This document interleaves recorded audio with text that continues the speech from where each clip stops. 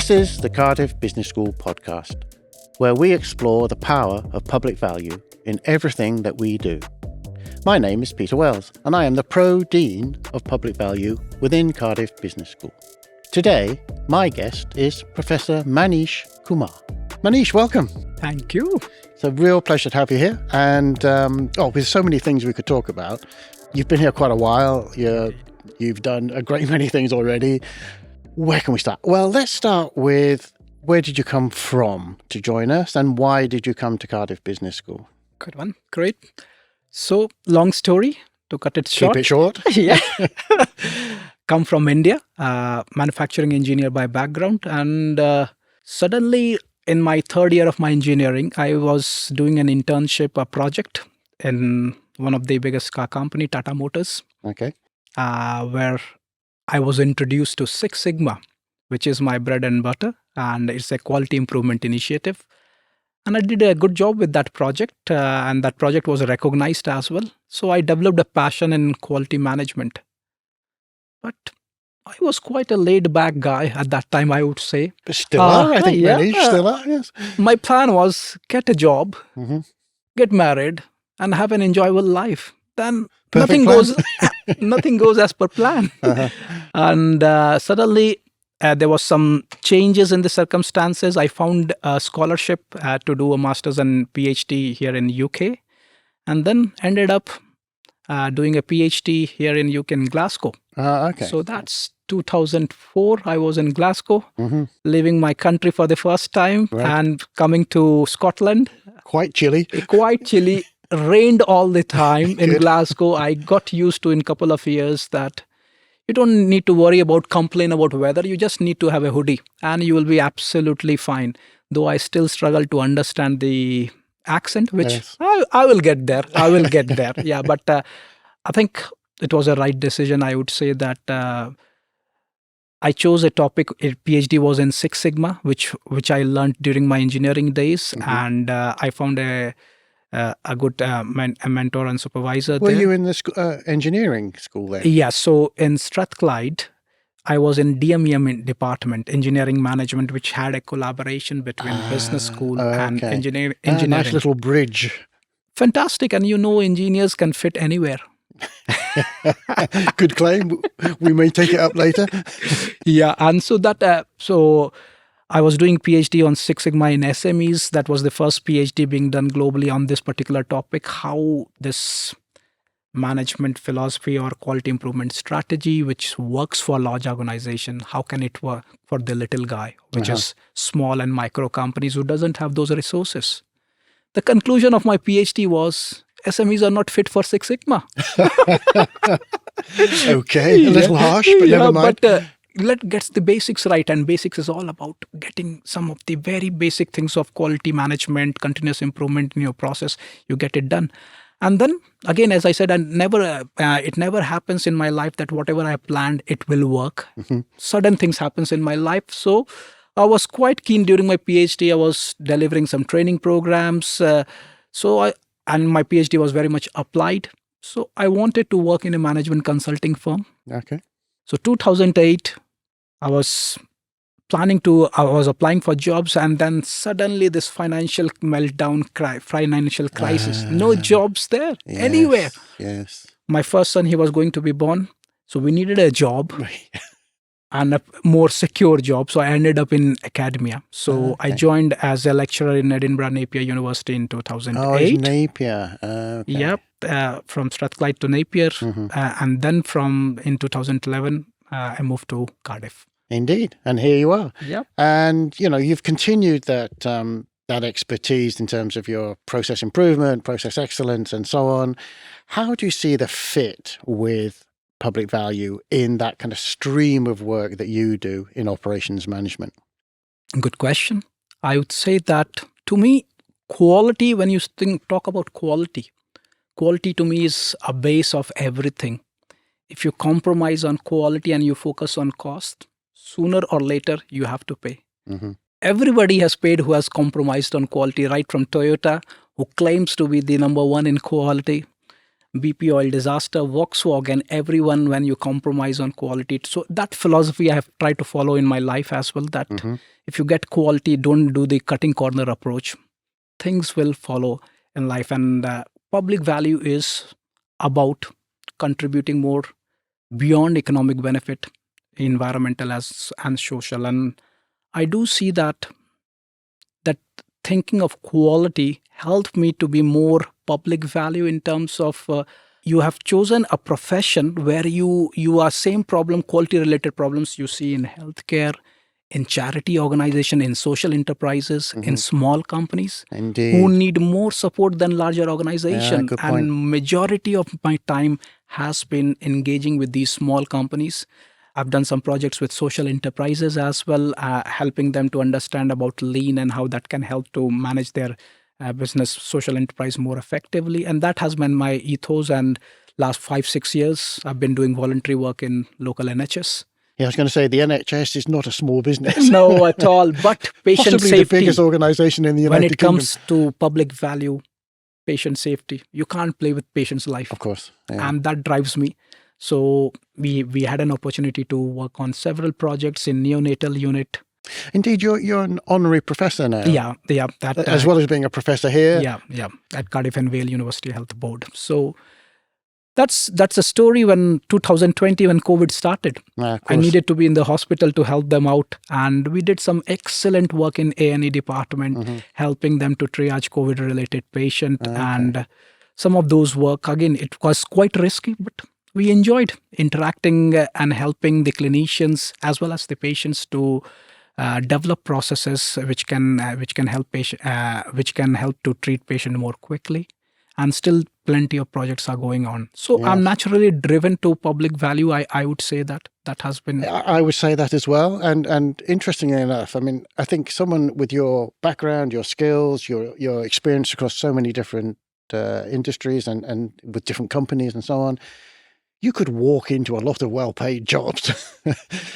Times have changed now. We're not talking 2008 anymore. You have a lot you could bring to those sort of businesses, and yet you remain as an academic. And I'm wondering why. Few things I would say that the profession is so rewarding. I would say I'm glad that I chose this profession, not went into management consulting, due to several reasons. First of all, the foremost is seeing your student excelling in their career and personal life. It gives immense pleasure. And teaching is passion to me. I love standing in front of my student. You've won awards, as I know. So it comes naturally. I love interacting. I work very closely with all my students, postgraduate students, as well as my PhD students. So I love working closely with them and helping them as much as possible. How do you do applied research? How do you do things which can make an impact to the society, to the individual? And same thing I do outside work. On the weekends, I spend time with kids, Indian kids, talking about how do you give back to the society. Okay. So that's what. So that fit with your whole life, I think, is an important dimension to you. I see that there's a resonance there in terms of your kind of whole philosophy of life. How important is it to you to have that kind of background, that mindset when it comes to your professional life? I would say that, taking you back into the history a bit, I would say that this thinking came a lot during my undergrad days when I was exposed to my mentor there, Professor M.K. Tiwari, who's a IIM Mumbai director now. So, but he was one of the professors in the engineering college, and I learned a lot from him. And what I learned from him was, if you take care of the others without worrying about yourself, God will take care of you. I think that is the leap of faith, as they say. A leap of faith. I think if you are kind to others, if you do good to others, you don't need to worry. Yeah. You just keep doing good things.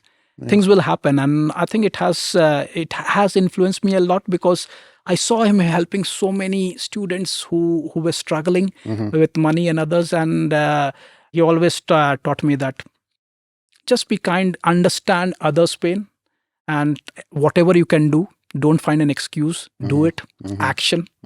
I have followed that. I think I have done that, and it is much easier. And as Mark Twain said, if you find a job which you enjoy doing, you are never working for the rest of the life. Yes. So quality is my passion, continuous improvement. And I don't feel that it is a work or stress. Right. I just enjoy doing it. Right. And that pushes me into any sector. Anybody comes for help, I'm more than happy to go and have a look into the industry. I do wonder how you find the time. I mean, your wife, Maneesha, must be a tolerant woman.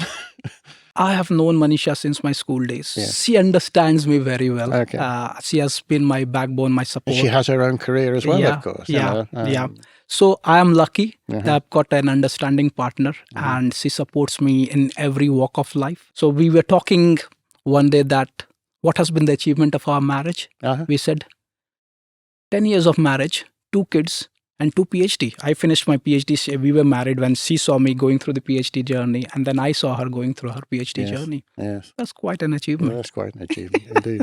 Interesting stuff. And of course, in the meantime, and perhaps because of this philosophy, your productivity is frankly astonishing. I mean, I was going to ask you about the papers and the journal outputs and so on.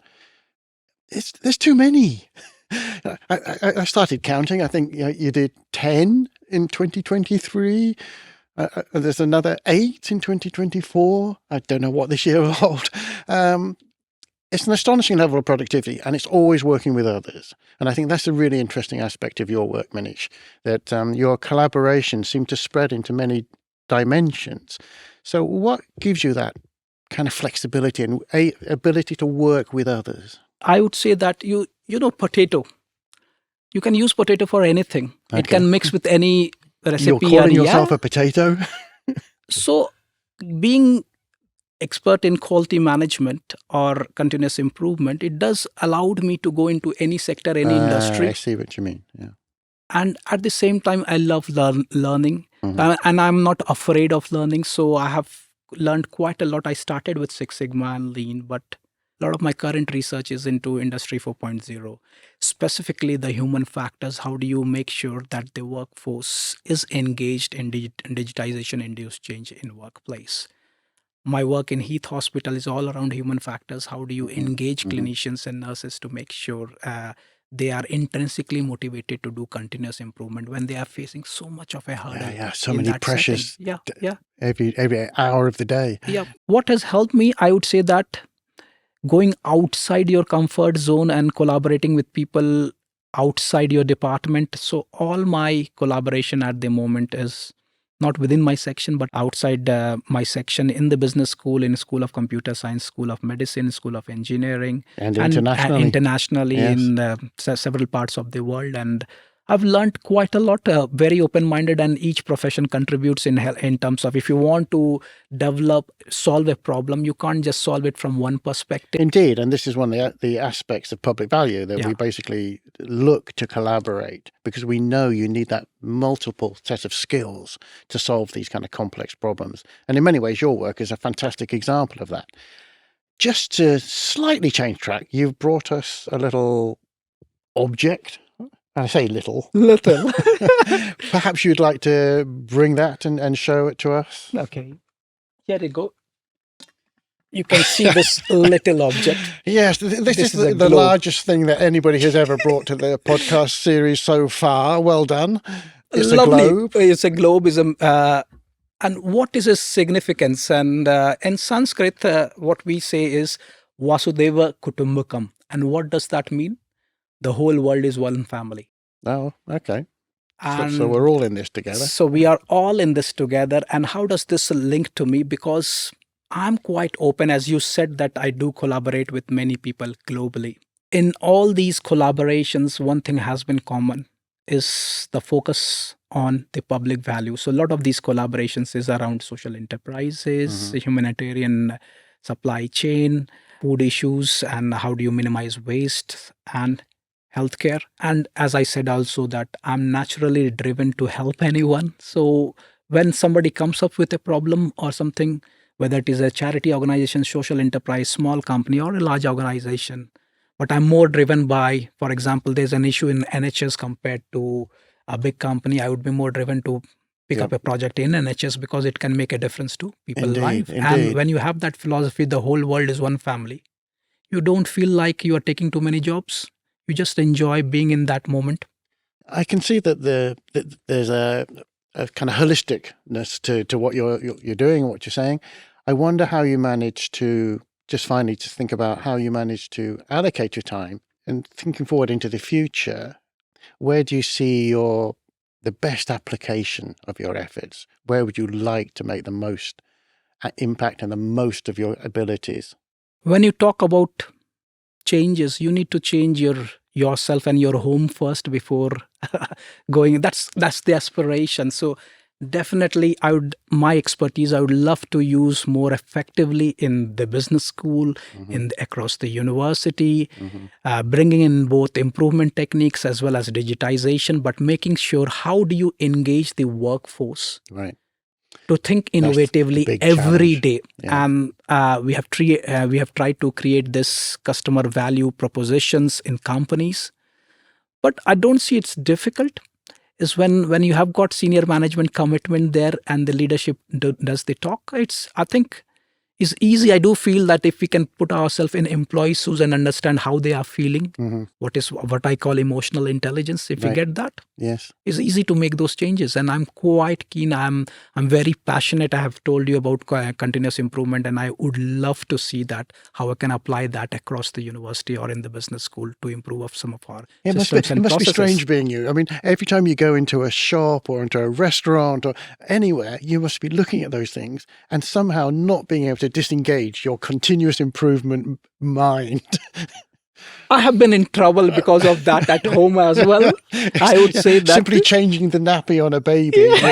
No, this is the wrong process. Right from the kitchen to the wardrobes, my kids and Manisha, we keep talking about lean. How do you organize your home and workplace? And I have to be very careful how I use. Yes, I do get in problem because of that.